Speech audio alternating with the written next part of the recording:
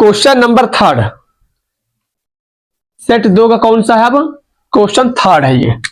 देखो तो समझना, ये थोड़ा सा अगर थ्योरम का अगर ध्यान हो, ये क्वेश्चन अपने आप में हल है। थ्योरम का अगर ध्यान हो तो, थेल्स वेल्स का नियम का अगर ध्यान हो कह दे तो क्वेश्चन हल है, अपने आप में हल ही समझो दिया हुआ है। लिखा ये है कि एक त्रिभुज मतलब 2 त्रिभुज लिया गया है। कह रहा है कि एक त्रिभुज का जो कोण है दूसरे त्रिभुज के कोण के क्या है वो बराबर। ये तो कह रहा ना दूसरे त्रिभुज के कोण के बराबर है तथा इन कोणों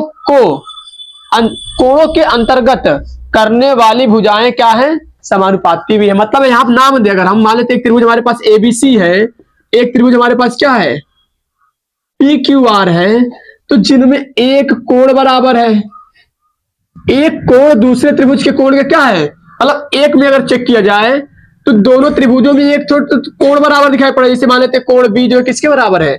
कोण क्यू के बराबर है। अब बाकी सारी भुजाएं बराबर है, बाकी सारी क्या है?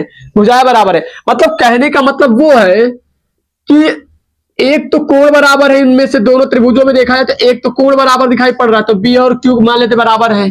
अब बाकी बोल रहा है कि इसके अंतर्गत जो है भुजाएं भी बराबर है, तो ए बी किसके बराबर मान लेते हैं अपने मन से?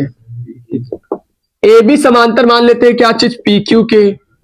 और ए सी किसके समांतर मान ले? वो खुद कहा है, वो कहा है तब लिख रहे हैं यहाँ पर भुजाएं भी समांतर है यहाँ पर। तो ए सी किसके समांतर हो जाएगा?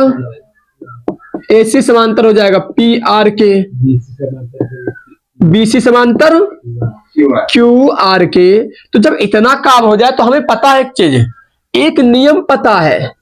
नियम कौन सा नियम? कौन सा? कसौटी का नियम। अगर हम यहां पर देखें तो कसौटी का लागू हो रहा है, ट्रिपल एस की कसौटी से। ये पूछ रहा था समरूप है सिद्ध करके दिखाइए, तो वो नियम किस हिसाब से सिद्ध होगा? तो हम कहते हैं कि ट्रिपल एस की कसौटी से, ट्रिपल एस कसौटी से त्रिभुज कौन सा? ए बी सी त्रिभुज पी क्यू आर समरूप है। ये किसका सिंबल है? समरूप का है। तो त्रिभुज एबीसी समरूप है पी क्यू आर में। यही हमें केवल सिद्ध करना था, इतना केवल काम करना है।